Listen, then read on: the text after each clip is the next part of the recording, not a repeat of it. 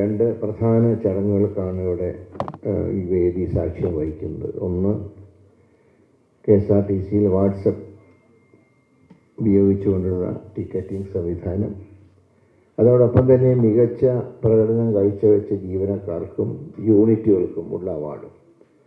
ഞാൻ മനസ്സിലാക്കുന്നത് മന്ത്രി ചാർജ് എടുത്തതിന് ശേഷം എല്ലാ മാസവും നല്ല പ്രകടനം കാഴ്ചവെക്കുന്ന ജീവനക്കാർക്കും യൂണിറ്റുകൾക്കും സമ്മാനം നൽകുന്ന ഒരു പദ്ധതി ആരംഭിച്ചു എന്നാണ് അദ്ദേഹം സൂചിപ്പിച്ചത്. അത് നല്ലൊരു കാര്യമാണ്. കാരണം KSRTC എന്ന് പറയുമ്പോൾ ഗവൺമെൻറ്റിൻ്റെ ഔദ്യോഗികമായൊരു സംവിധാനമാണ്.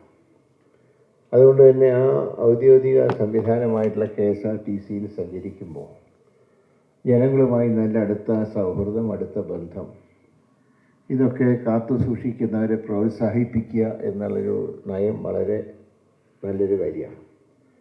ഇപ്പോൾ കേരളത്തിൽ നമുക്കറിയാം, കഴിഞ്ഞ തെരഞ്ഞെടുപ്പ് കാലത്ത് UDFൻ്റെ ഒരു പ്രധാനപ്പെട്ട വാഗ്ദാനമായിരുന്നു തിരഞ്ഞെടുപ്പിന് ശേഷം കേരളത്തിലെ ബസ്സുകൾ, KSRTC ബസ്സുകളിൽ സ്ത്രീകൾക്കുള്ള സൗജന്യ യാത്ര എന്നുള്ളത്. മറ്റു ചില സംസ്ഥാനങ്ങളും ആ സംവിധാനങ്ങളുണ്ടെങ്കിലും സ്ത്രീകൾക്ക് മൊത്തം APL BPL കാർഡ് വ്യത്യാസമില്ലാതെ സൗജന്യ യാത്ര നടത്തുന്ന കേരളത്തിലാണ്. അപ്പോൾ എനിക്ക് തോന്നുന്നത് തെലുങ്കാനയിലാണെങ്കിൽ ഔട്ട്സൈഡ് തെലുങ്കാനക്കാർക്ക് ആ പ്രയോജനം ഇല്ല എന്നാണ് ഞാൻ മനസ്സിലാക്കുന്നത്. കർണാടകത്തിൽ നിയന്ത്രണം ഏർപ്പെടുത്തിയിട്ടുണ്ട്.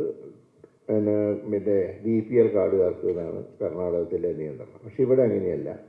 ഇവിടെ എല്ലാവർക്കും, എല്ലാ സ്ത്രീകൾക്കും ഓർഡിനറി ബസ്സിലിപ്പോൾ ഇതിൻ്റെ തെരഞ്ഞെടുപ്പ് വാഗ്ദാനത്തിൻ്റെ ആദ്യഘട്ടമായി ആനുകൂല്യം പ്രഖ്യാപിച്ചു. ആദ്യ മന്ത്രിസഭാ യോഗത്തിൽ തന്നെ ജൂൺ 15 ഡേറ്റ് ഇട്ടുകൊണ്ട് ആ തീരുമാനം പ്രഖ്യാപിക്കുകയും ജൂൺ 15 തീരുമാനം നടപ്പാക്കുകയും ചെയ്തു. ക്യാബിനറ്റ് ചേർന്ന് മെയ് 18 സത്യപ്രതിജ്ഞയ്ക്ക് ശേഷം ചേർന്ന ക്യാബിനറ്റിലാണ് തീരുമാനമെടുത്ത് അത് ജൂൺ 15 നടപ്പാക്കുകയും ചെയ്തു. രണ്ട് പ്രധാന വാഗ്ദാനങ്ങളാണ് ഒരു മാസം കൊണ്ട് നടപ്പാക്കിയത്. ഒന്ന്, KSRTCയിലെ സ്ത്രീകളുടെ സൗജന്യ യാത്ര, അതോടൊപ്പം തന്നെ വയോജന വകുപ്പും രൂപീകരിച്ചു. ഈ രണ്ട് വാഗ്ദാനം. മൂന്നാമത്തത് ശ്രീ ഉമ്മൻചാണ്ടിയുടെ നാമധേയത്തിൽ, മുൻ മുഖ്യമന്ത്രി ഉമ്മൻചാണ്ടിയുടെ നാമധേയത്തിൽ ഇൻഷുറൻസ് സ്കീമാണ്. അതിൻ്റെ പ്രവർത്തനങ്ങൾ ആരോഗ്യവകുപ്പ് മുഖ്യമന്ത്രിയുടെ ഓഫീസുമായി ബന്ധപ്പെട്ടുകൊണ്ട് അതിൻ്റെ ചർച്ചകൾ നടക്കുകയാണ്.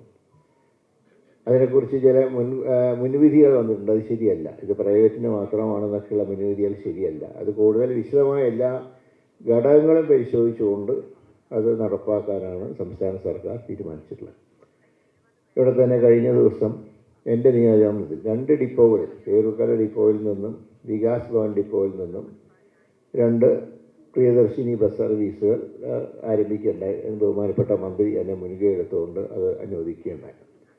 ഇങ്ങനെയുള്ള തീർച്ചയായിട്ടും കേരളത്തിനെ സംബന്ധിച്ച് മുൻകാലങ്ങളിലൊക്കെ KSRTC വളരെ നഷ്ടത്തിലാണ് പോയിരുന്നത്. ജീവനക്കാർക്ക് പോലും മാസം ശമ്പളം കിട്ടാത്തൊരു സാഹചര്യം ഉണ്ടായിരുന്നു.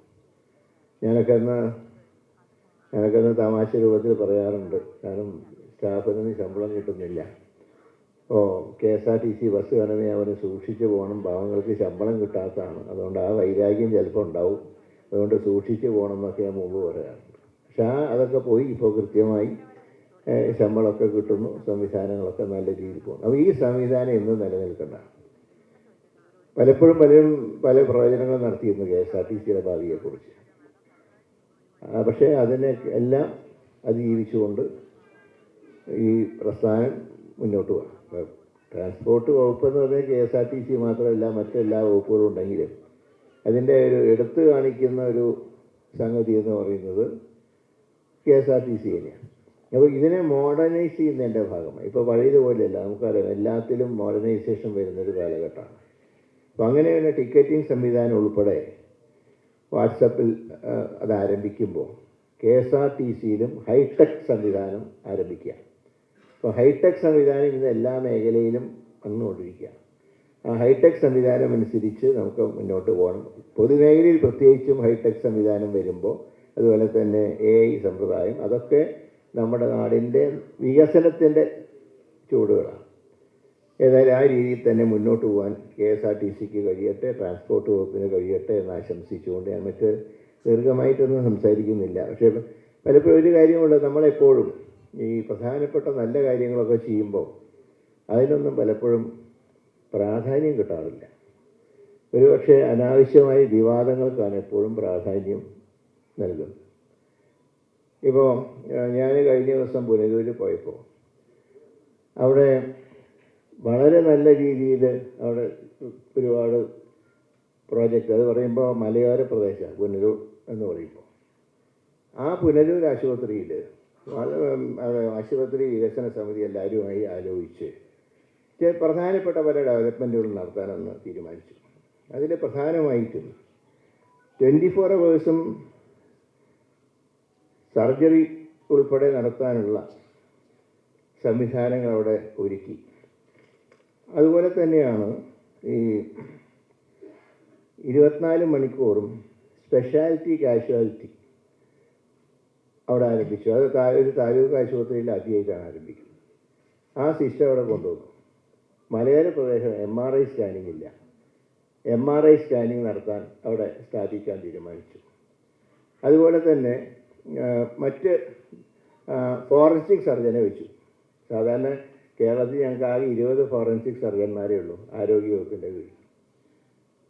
അപ്പോൾ ഒരാളെ അവിടെ വയ്ക്കാൻ തീരുമാനിച്ചു. പക്ഷേ അവിടെ ഒരു സംഘടന കൊടി വെച്ച് സ്വീകരിച്ചു എന്നുള്ളതിനാണ് പ്രാധാന്യം. ഈ പറഞ്ഞ മറ്റൊന്നും കണ്ടിട്ടില്ല. ചെയ്തത് വെച്ച് കഴിഞ്ഞാണ് ആശുപത്രിയുടെ അകത്ത് ഒരു പാർട്ടിക്കാരും കൊടി വയ്ക്കാൻ പാടില്ല, നിയമം തന്നെ. അത് ലംഘിച്ചിട്ടുണ്ടെങ്കിൽ അത് തീർച്ചയായും ലംഘിച്ചിട്ടുണ്ട്. അത് ഞാൻ നോക്കിയപ്പോൾ, കാരണം ഇത് കഴിഞ്ഞാൽ ഇനി ആരും കുന്തും കോലുമായിട്ട് എൻ്റെ മുമ്പിൽ വരണ്ട. ഇനിയിപ്പോൾ അങ്ങനെ വല്ല ആവശ്യമുണ്ടെങ്കിൽ ഞാൻ ബ്രീഫ് ചെയ്ത് തരും, അല്ലാതെ എല്ലാ ദിവസവും കാണേണ്ട ആവശ്യമൊന്നുമില്ല. അപ്പോൾ ഞാൻ പറയുന്നത്, മഴ പെയ്തപ്പോൾ അവരകത്തേക്ക് കയറി വന്നു. ഞാൻ ഇറങ്ങുമ്പോഴായിരുന്നു സംഭവം. ഞാൻ കയറുമ്പോൾ ആരും സ്വീകരിച്ചിട്ടൊന്നുമില്ല, കൊടിയും വെച്ചിട്ടൊന്നും. കയറി കഴിഞ്ഞ് ചർച്ചയെല്ലാം കഴിഞ്ഞ് ഇറങ്ങുമ്പോൾ മഴ പെയ്യുന്നതുകൊണ്ട് ഇപ്പോൾ അവർ പുറത്തുനിന്ന് സ്വീകരിക്കാൻ വേണ്ടി വന്നതാണ്. മഴ പെയ്തപ്പോൾ അവർ അകത്തേക്ക് കയറി. ഞാൻ സൂപ്പറിനോട് പറഞ്ഞു, ആരാണെങ്കിൽ അകത്ത് കയറ്റരുത്, ഇനി മേലിൽ ആവർത്തിക്കരുതും പറഞ്ഞു. അപ്പോൾ ഞാൻ പറഞ്ഞു, നെഗറ്റീവായിട്ടുള്ള വാർത്തകൾ കൊടുത്താൽ കുഴപ്പമൊന്നുമില്ല, എല്ലാം ഭദ്രമാണെന്ന് പറഞ്ഞിട്ടൊന്നും കൊടുക്കണ്ട. പക്ഷേ പോസിറ്റീവായിട്ടുള്ള വാർത്തകളും കൂടെ കൊടുക്കണം, അല്ലാതെ വെറും നെഗറ്റീവായിട്ടുള്ള ദോഷൈക ദൃക്കുകളായിട്ട് ആരും മാറരുത്. ഞാൻ അത്രേ പറയുന്നുള്ളൂ. അതുപോലെ തന്നെയാണ് KSRTCയിൽ നല്ല രീതിയിൽ ഇപ്പോൾ കാര്യങ്ങൾ മുന്നോട്ട് പോകുന്നുണ്ട്. അതുപോലെ ദുരിതാശ്വാസ ക്യാമ്പുകളിൽ എല്ലായിടത്തും മെഡിസിൻ എത്തിക്കുന്നുണ്ട്. ഇവിടെ കിട്ടുന്നില്ല എന്ന് പറഞ്ഞ മെഡിസിൻ 9 ലക്ഷം സ്റ്റോക്ക് ഉള്ളപ്പോഴാണ് മെഡിസിൻ കിട്ടുന്നില്ല എന്ന് എഴുതി വെച്ചു. വെറുതെ എങ്ങനെ അടിച്ചു വിടുക. അപ്പോൾ ഈ ആക്രമിക്കുന്ന രീതിയൊക്കെ ഒന്ന് തെറ്റുകൾ ചൂണ്ടിക്കാണിക്കാം, അതും ആക്രമിക്കുന്നതായിട്ട് വ്യത്യാസം. ഞാൻ ഇത്രേ പറയുന്നുള്ളൂ. ഏതായാലും മുന്നോട്ട് പോട്ടെ. KSRTCയുടെ സംവിധാനം, വാട്സപ്പ് ടിക്കറ്റിംഗ് സംവിധാനം തീർച്ചയായിട്ടും ഇത് ഹൈടെക്കിലേക്കുള്ള ചുവടുവെപ്പാണ്. ഇനിയും ചുവടുവെപ്പുകൾ നടത്താൻ വകുപ്പിനും മന്ത്രിക്കും കഴിയട്ടെ എന്ന് ആശംസിച്ചുകൊണ്ട് ഞാൻ എൻ്റെ അധ്യക്ഷ പ്രസംഗം അവസാനിപ്പിക്കുന്നു. എല്ലാവർക്കും എൻ്റെ വിനീതമായിട്ട് നമസ്കാരം.